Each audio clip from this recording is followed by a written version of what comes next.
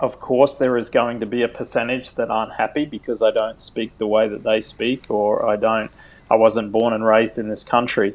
But for the majority, it was really well received, and I couldn't be more thankful to them. And I met a lot of fans at the racetrack, and I was very cautious, and I was very respectful, and I could not have been more blown away by their hospitality and their reception to me. And I don't think that's just because I was somebody new or something different. And even though I've lived here for over 20 years, I think they took that because they heard that I'd done my homework, and they have a lot of respect and love for the sport of NASCAR, and hopefully that continues to shine through. And for those of them who are still learning me and my voice and my way, that will continue.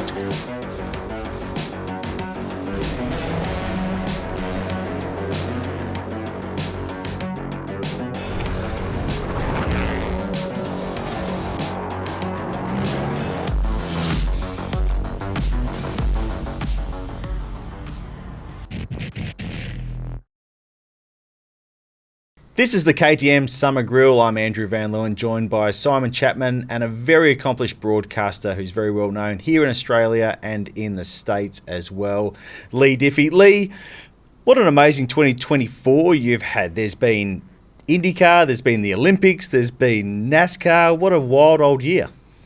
Yeah, it's pretty crazy. I still sit here at the end of the year and think about it, and remember when I was a kid in Australia, who actually didn't grow up dreaming of being a sports broadcaster, the way that this year has turned out. And you kind of roll from one thing to the next. It's been busy, but it's been incredibly rewarding. And when I did get into broadcasting, and you think and dream about things that you might like to do, like I can remember when I first moved from Brisbane to Sydney and thought, my God, wouldn't it be unbelievable just to go to Bathurst, let alone call Bathurst. And then the things that have happened to me this year, it's been amazing. And by the way, thank you for acknowledging that.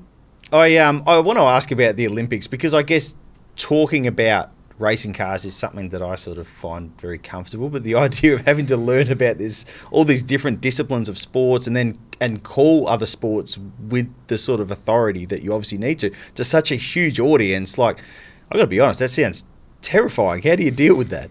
Yeah, I remember so this year in Paris was my 6th Olympics, both summer and winter, and I remember my first games were the Winter Games in Russia in Sochi, and it was all pretty cool. Like, I was excited and everything, and then the day that came where I had to actually call, I was like, holy shit, I'm going to call the Olympics. And so that was a little bit daunting, but that seems so long ago. And I guess for all of us, no matter what walks of life we're in, you get thrown some challenges and you have to rise to it. And I've always been a big fan of preparation and homework, and you just have to make sure that you've done that. And, when I worked at Channel 10 in Australia, my boss, David White, was really cool at giving me different opportunities, golf and sailing and some different things.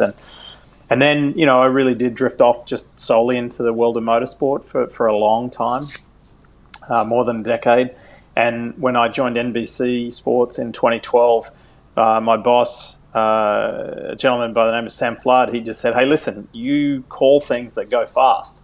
So we're going to throw a lot of things at you. They might not be powered by a motor. Are you up for that? And I said, sure. And so that's when it happened with things like bobsled and skeleton and luge. And I did rowing in the Rio Games in 2016. Well, that wasn't my most exciting assignment, but it's a tough sport, really tough sport. Massive respect for those athletes. And then track and field came my way, and it's been a lot of fun. And while everybody knows me as the motorsport guy, I think calling races of different disciplines has really taught me a lot, and I've really enjoyed it. What were this year's Olympics like? Obviously, Paris, massive city, even just as a venue on its own, it's a crazy place. But to commentate at a venue like Stade de France, the atmosphere, just watching from a broadcast standpoint, was incredible. for yourself, calling those 100-meter races. What was that like this year? Well, I think that's a great question because it taps into the spirit of the Olympics, big picture-wise, which was starting to wane a little bit. And not only myself, but a lot of my colleagues who are Olympic gold medalists and legends, and we would all talk a lot off air. We felt that these were the games that made the world fall back in love with the Olympics. You know, there were some destinations that didn't make people feel as warm and fuzzy and as excited as Paris did. And just the being the Summer Games, being Paris, being Stade de France, selfishly for us on track and field and rugby, the atmosphere was crazy. And specifically on track and field, we would walk, our hotel was within walking distance of the stadium, and we would walk both morning session and night session back and forth.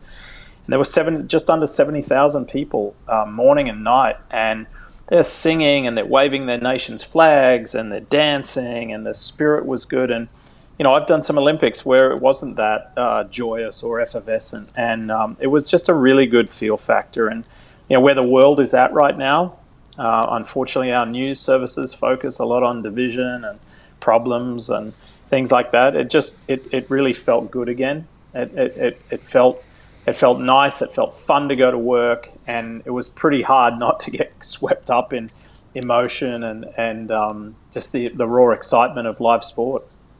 Obviously, before going over to Paris, you finished up with IndyCar. Perhaps not the way you would have liked to have signed off. It was a little bit sort of low key, I think, is probably the best way to put it. How do you sort of reflect on all those years calling IndyCar races? Well, I feel really grateful. I feel grateful to have had such a long tenure with IndyCar. When I left Australia and went to the UK, and I wanted to take over from Murray Walker, I was young and full of youthful exuberance and maybe some misguided enthusiasm, but I got close. I got down to the last three, and it was James Allen, Ben Edwards, and myself, and we've all become mates since then, and we all got to call Formula One in our various places. Ben ended up calling for the BBC. James ended up getting that job after Murray retired for ITV, and then I ended up calling Formula One for NBC Sports. So things work out for a reason. And then I came to America for IndyCar, which was then kart, and then I joined Speed Channel. So I didn't do open wheel for a long time, and then to have the period of time I did with IndyCar, I feel really lucky to have called so many races and victories that Will Power was involved in, and then in more recent years, Scott McLaughlin, to see Scotty's transition, just incredible. And yes, I mean, you touched on a really valid point. Yes, I really would have liked to have had the wonderful grandstand goodbye to the fans, but what you have to remember is that my company, my employer, is involved in multiple properties, and they had, as I do, nothing but the utmost respect for IndyCar, and it wouldn't have been nice to say, let's make this big deal that Leigh Diffey's leaving IndyCar to go to NASCAR. And so you have to respect people who you've been in business with for a long time. So as much as, and I discussed this with my bosses, as much as I would have liked the big ceremonial goodbye because I'd done it for a long time, and you have to think about the bigger picture, and there's a lot of people, and there's a lot of money involved, and it was the right thing to do to let me go out the way that I went out in a more subtle way, and then just go off to the Olympics and then gracefully transition into NASCAR. Yeah, for sure, and I think it's been incredible to see the transition from IndyCar to NASCAR. Like, you've become so synonymous with some of those sensational Indianapolis 500 finishes, and then to transition that energy across to NASCAR, I think has been a bit of a revelation. Like, what's the feedback been like to doing NASCAR? Like, obviously Rick Allen before you was fairly iconic in his own right, I think you could say, but a very different commentator altogether. What was the initial feedback like jumping on board, and since then? It's been amazing. I I couldn't be more thankful. I have a lot of friends in NASCAR, from Mr. France, Jim France, all the way down through Steve Phelps and Steve O'Donnell, and everybody in the hierarchy of NASCAR who I've known a long time, who I actually met through sports cars, through NASCAR's ownership of sports car properties. And then the people I work with on NASCAR have been longtime friends as well. So that made the transition a little easier. And, it was something that we didn't discuss openly as a company or myself, because you don't need, I think initially you don't need to talk about the elephant in the room. It's quite obvious that I'm the foreign voice, and in the 76-year history of NASCAR, there's never been a foreign voice play-by-play. Sir Jackie Stewart and David Hobbs did NASCAR back in the ABC and CBS days, but that was as analysts. So as the main play-by-play guy, there's never been a foreign voice. So it was a big deal for NASCAR. It was a big deal for NBC. But I have a long history now with NBC of being that guy, of doing that job. Whether it be the same happened for me at the Indy 500, same happened for me at the Olympics, and so for that I'm forever grateful to NBC for having that faith in me, and so for the fan base. Of course, there is going to be a percentage that aren't happy because I don't speak the way that they speak, or I wasn't born and raised in this country. But for the majority, it was really well received, and I couldn't be more thankful to them. And I met a lot of fans at the racetrack, and I was very cautious, and I was very respectful, and I could not have been more blown away by their hospitality and their reception to me. And I don't think that's just because I was somebody new or something different. And even though I've lived here for over 20 years, I think they took that because they heard that I'd done my homework, and they have a lot of respect and love for the sport of NASCAR, and hopefully that continues to shine through. And for those of them who are still learning me and my voice and my way, that will continue. Leigh, does it maybe help a little bit as well that there is maybe a slight globalization of NASCAR, even if you just look at the way that Shane's come in there and been so well received, and the fact that there is a different kind of character in the sport? It seems to be something that the fan base has adapted to. Oh, for sure. And look, even from going to, if you want to really expand it out even more, just going to road courses was a big step for NASCAR decades ago, right? Just simply going to Watkins Glen and then adding Sonoma, way back in the day, Riverside. But now, Ben Kennedy, who's part of the young executive group of NASCAR, part of the France family, his vision and growth, and Steve Phelps, the president, what they're willing to do and try is to say, look, we will always respect our hardcore foundation fan group. We are never going to go away from the Talladega and the Martinsville and the Darlington and what have you. But we also do need to explore different markets and try different things. And whether I'm part of that, I don't know. I'm happy to be part of whatever it is, and I don't think I'm part of a globalization movement, because I don't work for NASCAR. I work for NBC Sports, and NBC has been really great, as I mentioned, about giving me different opportunities, and I've called every form of motorsport there is in the world, I think, other than NHRA, and I had called NASCAR before, which a lot of people don't remember. So it wasn't like it was completely new for me, but it is new as far as a full-time basis. And I just think the NASCAR is going in a really great direction. The car is solid. The car's producing great racing. And these new venues, Chicago's working. They tried the Coliseum for the Clash, at the beginning of the year. Now they're going to Bowman Gray Stadium. There's talks of a San Diego street circuit race. I like what they're thinking. Hey, let's get crazy. Let's throw an international race. All right, let's go somewhere.